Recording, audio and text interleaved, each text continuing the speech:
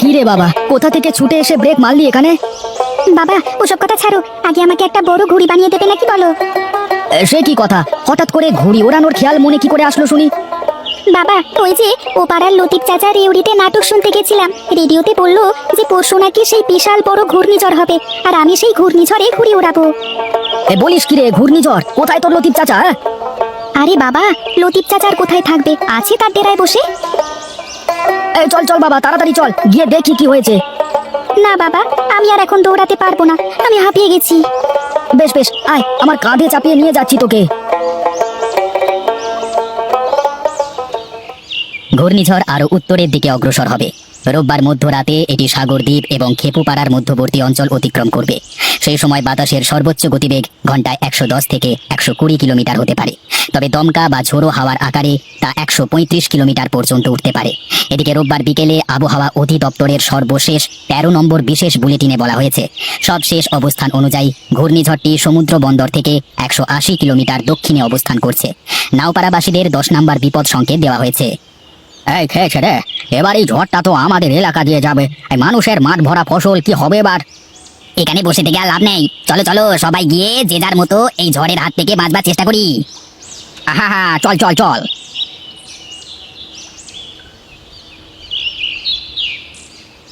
কি ব্যাপার লতিফ ভাই, কি হয়েছে? সকলে হুটোপাটা করে কোথায় যাচ্ছ? কোথায় আর যাবো, পরশু বিশাল বড় ঝড় হবে, ঘূর্ণিঝড়। যা বাড়ি গিয়ে ঝড় মোকাবিলা করবার ব্যবস্থা কর। বলো কি গো, এবার কি আমাদের গ্রামের উপর দিয়ে যাবে নাকি ঝড়টা? হ্যাঁ রে হ্যাঁ, তাই তো বলছে আবহাওয়া অধিদপ্তর। সবাই যা, বাড়িতে গিয়ে তাড়াতাড়ি করে সব পূর্ব প্রস্তুতি গ্রহণ কর, যা যা যা।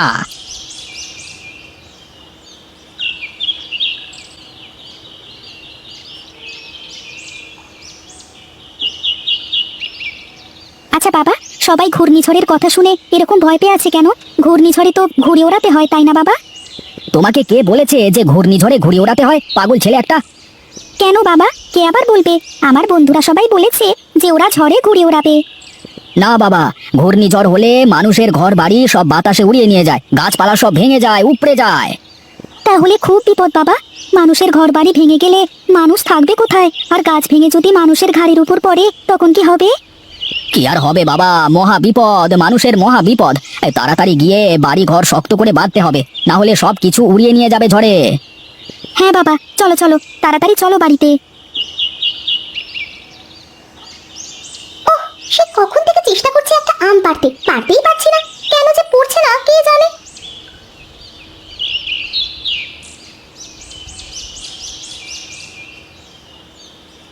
কি ব্যাপার গিন্নি, কি করছো? আম পাড়ছো মনে হচ্ছে।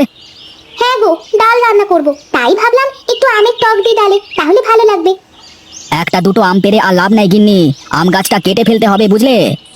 কেন গো, এই ধরা ফলের গাছ কি কেউ কেটে ফেলে নাকি? হঠাৎ এমন উদ্ভট চিন্তা তোমার মাথায় কোথা থেকে আসছে?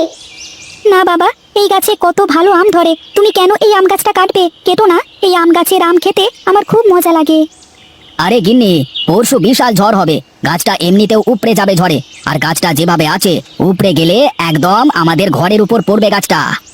তাহলে তো আর কিছুই করবার নেই, কাটতেই হবে। তবে শোনো বাবা, আমার স্যার আমাকে বলেছে একটা গাছ কাটলে 3টে গাছ লাগাতে হয়, তুমিও এই গাছ কেটে আরো 3টে গাছ লাগাবে, কেমন? আচ্ছা বাবা, তাই হবে, আমি 3টে ভালো আমের চারা এনে লাগিয়ে দেবো, ঠিক আছে? আচ্ছা বাবা, ঠিক আছে, চলো এখন গাছ কাটি। যাও তো গিন্নি, তাড়াতাড়ি যাও, গিয়ে ঘরের মধ্য থেকে কুড়ালটা নিয়ে এসো, গিয়ে যাও।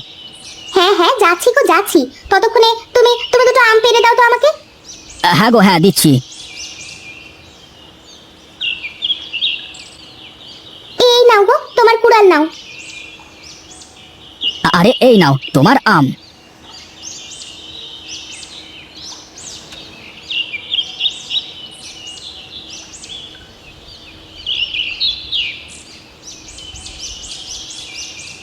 কিরে, কি ব্যাপার? হাত চালিয়ে কাজ কর, বেলা যে গড়িয়ে গেল, শুনিসনি কালবৈশাখী ঝড় আসছে?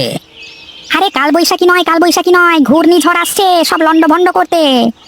আরে হ্যাঁ রে হ্যাঁ, ওই হলো আর কি একটা, দুটি তো ঝড় নাকি? আরে তাড়াতাড়ি হাত চালিয়ে কাজ কর, না হলে একটা ফসল এবার ঘরে উঠবে না। আর ঘরে রেখেই করবেনটা কি শুনি? এই ঝড়ে কি ঘর নিরাপদ আশ্রয় হবে নাকি? হবে হবে, কেন হবে না, অবশ্যই হবে। আরে তোদের যে কাজ দিয়েছি সেই কাজ আগে মনোযোগ দিয়ে কর, তারপরেরটা পরে দেখা যাবে। আর আমি একটু বাড়িতে যাচ্ছি, কেমন? আচ্ছা ঠিক আছে, যাও।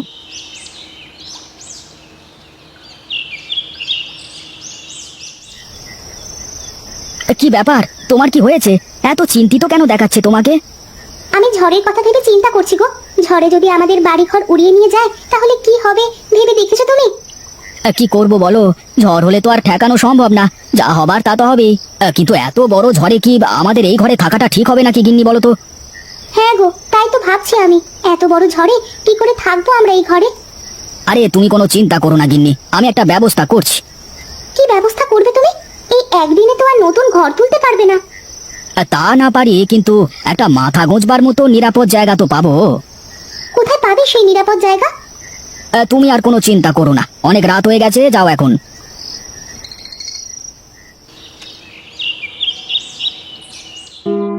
তাহলে কি সিদ্ধান্ত নিলে সকলে মিলে? কি করে বাঁচা যাবে এই ভয়ানক ঝড় থেকে? যদি গ্রামের সব লোকেরা মিলে একটা নিরাপদ জায়গাতে আশ্রয় নেওয়া যায় তাহলে কিন্তু বেশ ভালো হবে। বুদ্ধি তো খারাপ না, কি বলিস নিতাই? হ্যাঁ, আমার এই ব্যাপারে কোনো মতামত নাই, বুদ্ধি খারাপ মনে হচ্ছে না। করে দেখাই যাক কি হয়। হাত গুটিয়ে বসে থাকবার থেকে কিছু করবার চেষ্টা করাও তো ভালো, তাই না? হ্যাঁ, তাহলে চল কাজটা শুরু করা যাক। গ্রামের ফাঁকা মাঠের মধ্যে সব গ্রামবাসীরা মিলে বৃষ্টি আর ধুলোবালির হাত থেকে বাঁচতে একটা মাথা গোঁজবার জায়গা তৈরি করি, চ। আচ্ছা ঠিক আছে, তাই হোক তবে। তাহলে একটা কাজ করা যাক, জমিদার মশাই গ্রামে ঘোষণা করে দিই যে আপনি সবাইকে মাঠের মধ্যে উপস্থিত হতে বলেছেন। সে তো বেশ ভালো কথা, তাহলে তাই করা হোক। হ্যাঁ হ্যাঁ, যান, সবাই গিয়ে গ্রামবাসীদের সবাইকে বলে দিন।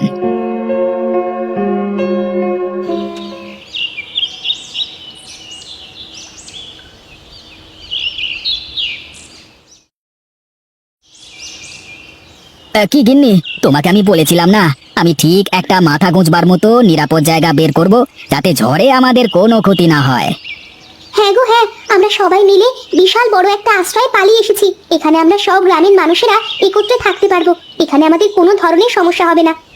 হ্যাঁ গো, আর এই জায়গাটা অনেকখানি উঁচু, এখানে বৃষ্টির পানি জমবে না। হ্যাঁ গো হ্যাঁ।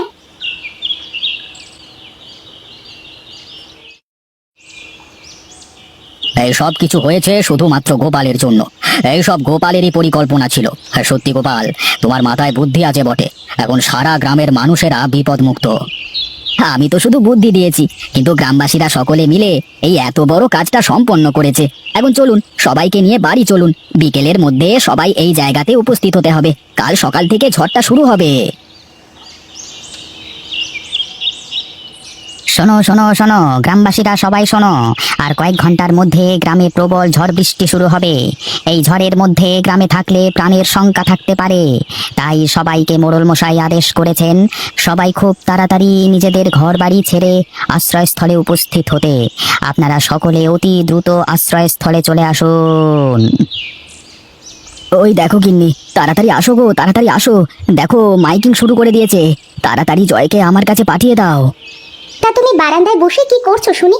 এদিকে এগিয়ে এসে আমাকে একটু সাহায্য করলেও তো পারো নাকি? আমি আবার কি সাহায্য করব? আমি তো বললাম শুধু টাকা পয়সা আর সোনাদানা নিয়ে চলো, তাহলেই হবে। তুমি আবার দেখছি হাঁড়ি পাতিল চাল ডাল সব বেঁধে নিচ্ছ।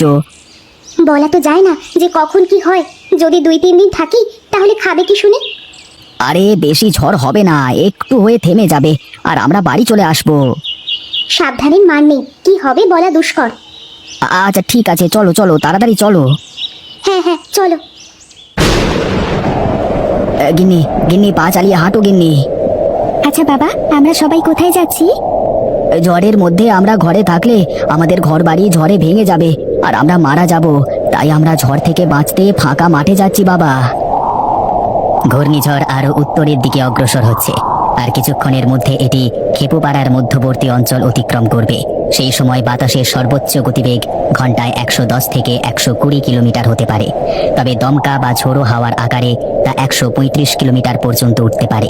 তাই সবাইকে বিশেষ সতর্ক করা যাচ্ছে যে সবাই আশ্রয়স্থলে চলে যান। আগামী 2 দিন কেউ বাড়িতে থাকবেন না, সবাইকে আশ্রয়স্থলে থাকবার জন্য অনুরোধ করা যাচ্ছে। সে কি, আমাদের তো 2 দিন এখানে থাকতে হবে, আমরা খাবো কি তাহলে? ও নিয়ে আপনারা চিন্তা করবেন না, আমি সব নিয়ে এসেছি, আমি সবাইকে রান্না করে খাওয়াবো।